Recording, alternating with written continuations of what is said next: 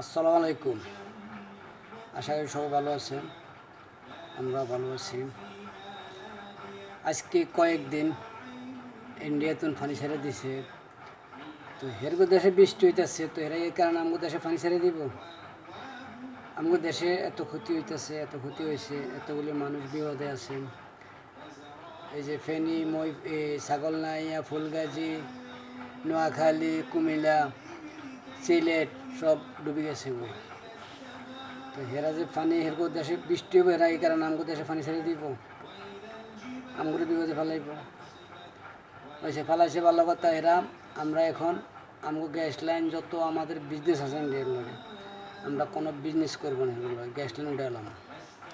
এরা যেরকম পানি ছাড়ছে আমগরে বলেনি, এরা তো আমগর কোনো মূল্যায়নও করেনি। হ্যাঁ, এরাই বড়, আমরা বড় না। এরকম দেশে এরা বড়, আমগো দেশে আমরা বড়।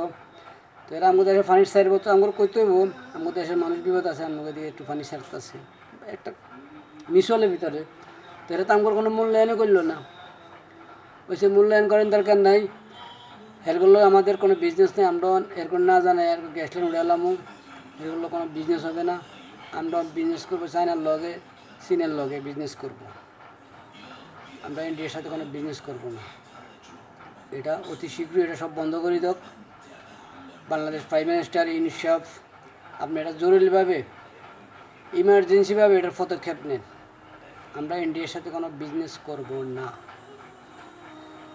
আর আমরা এটার বিরুদ্ধে ইন্ডিয়ার বিরুদ্ধে আন্দোলন করব অতি শীঘ্রই। ইমার্জেন্সি এটা পদক্ষেপ নেন বাংলাদেশ প্রাইম মিনিস্টার। ওকে জি, আসসালামু আলাইকুম।